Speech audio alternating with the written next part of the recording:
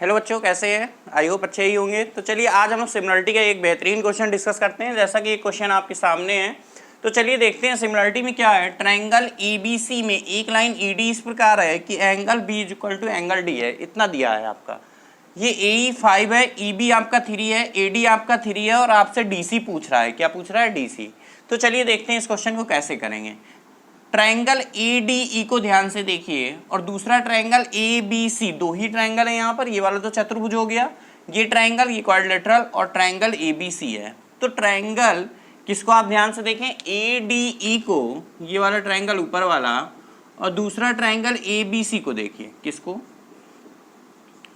ADE और triangle ABC, इन दोनों को ध्यान से देखिए। बताइए ADE में और ABC में ये दोनों तो बराबर हैं। छोटे त्रिभुज का एंगल A और बड़े त्रिभुज का एंगल A, ये दोनों क्या है? कॉमन एंगल है। और क्वेश्चन में दिया है D B के बराबर है। B किसके बराबर है? D के बराबर है। D और B आपस में बराबर है। तो बताइए छोटा त्रिभुज और बड़े त्रिभुज में अगर दो एंगल बराबर हो गए हैं तो ये दोनों सिमिलर ट्रायंगल हो गया। बिल्कुल हो जाएगा। और इसी के अकॉर्डिंग हम लोग कह सकते हैं कि दो एंगल बराबर है तो तीसरा एंगल भी इक्वल होगा, यानी कि E किसके बराबर होगा? C के। यानी कि E किसके बराबर होगा? C के बराबर होगा। ये दोनों आपस में बराबर। इतनी बात समझ में आई। चलिए अब सिमिलरिटी के अकॉर्डिंग ये होता है कि जो भी एंगल है, जैसे ट्रायंगल ABC में, पूरा ट्रायंगल ABC और ट्रायंगल ADE, तो पहले लेंगे छोटा ट्रायंगल, फिर बाद में लेंगे बड़ा ट्रायंगल। इनकी जो भुजाओं का रेशियो है, यानी कि साइड्स का रेशियो है, वो सेम रेशियो में होता है, इक्वल रेशियो में होता है। रेशियो सेम होगा इनका। तो जो रेड लाइन है उसके सामने की साइड कितनी है? 3। इसमें रेड लाइन है, ये दोनों कॉमन थे और ब्लैक वाले कॉमन थे, मतलब बराबर बराबर। ये E C के बराबर था, D B के बराबर क्वेश्चन में दिया गया था और एंगल एक कॉमन है। अब यहाँ पर देखिए हम लोग सबसे पहले क्या करने वाले हैं, ये छोटे ट्रायंगल को ले लो। छोटे ट्रायंगल में ये जो एंगल है इसका कलर चेंज नहीं करेंगे, नहीं कंफ्यूज हो जाएंगे आप। C और E ये दोनों आपस में बराबर हैं, रेड वाले आपस में बराबर हैं।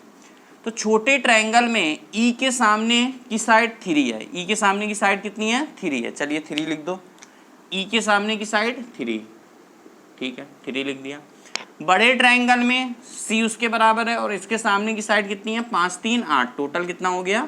8। तो यानी कि इसके सामने कितना हो गया? 8। इसी प्रकार छोटे ट्रायंगल में, अब इससे और इससे मतलब है नहीं, तो A एंगल से कोई मतलब नहीं। छोटे ट्रायंगल में ब्लैक कलर का जो सिंगल साइन है उसके सामने की साइड कितनी है? 5। यानी कि इसका रेशियो वही होगा जो 5:, इसके सामने कितना हो गया? AC, जो 5:AC का है। ये बात समझ में आई? फिर से देखिए, फिर से समझिए। रेड के सामने 3, बड़े ट्रायंगल में रेड के सामने 8, तो जो 3/8 का रेशियो है वो किसके बराबर होगा? ये लिखने जा रहे हैं। ब्लैक के सामने 5, बड़े ट्रायंगल में ब्लैक के सामने AC, तो 5/AC के। ये बात समझ में आई कि नहीं? अगर ये आ गई तो आंसर बताने में कोई भी देरी नहीं, आप तुरंत आंसर बता सकते हैं अगर आपको ये बात अच्छे से समझ में आ गई है। ठीक है, तो कभी कभी ऐसा क्वेश्चन हो जाता है कि ये दोनों आपकी पैरेलल लाइन नहीं देते हैं, उसी के अकॉर्डिंग इस तरह से दे देते हैं। तो आपको इस तरह से थोड़ा बहुत समझना पड़ता है कि उसके अकॉर्डिंग, मतलब कि एंगल सेम है, दो एंगल सेम है, तीसरा ऑटोमेटिक सेम हो जाएगा। तो उसके अकॉर्डिंग फिर हम लोग को सॉल्व करना पड़ता है। क्या किया हम लोग ने? साइड्स का रेशियो, छोटा ट्रायंगल फिर बड़े ट्रायंगल की साइड, फिर छोटा ट्रायंगल फिर बड़े ट्रायंगल की साइड, इनका रेशियो सेम कर दिया, इक्वल कर दिया। ठीक है, अब चलो आगे सॉल्व करते हैं। तो यहाँ पर AC कितना आ रहा है आप देख के बता सकते हैं। ये इधर चला गया AC और ये इधर चला गया 8 5 6 40, 40/3। यानी कि अगर AC पूछता तो 40/3 आता, यानी कि AC आपका ये है, AC आपका ये है। AC कितना आ गया? 40/3। AC को कितना लिख दें? 40/3। लेकिन हमसे तो DC पूछ रहा है, हम लोग से क्या पूछ रहा है? DC। तो DC कितना हो जाएगा? हम बस वही कॉन्सेप्ट जो अभी तक अपना रहे थे। क्या कर रहे थे हम लोग कि DC को हम लोग क्या लिखेंगे? 40/3 - 3। तो जल्दी से बता दीजिए 40/3 - 3 कितना होगा? 40/3, AC कितना? 40/3 और AD कितना है? 3। 40/3 - 3, तो 40 - 9/3, 3 LCM ले लिया तो 40 - 9, तो आंसर कितना आ गया? 31/3। बस यही आंसर आ जाएगा, 31/3। पॉइंट में लिखने की जरूरत नहीं क्योंकि ऑप्शन ऐसे ही मिल जाता है।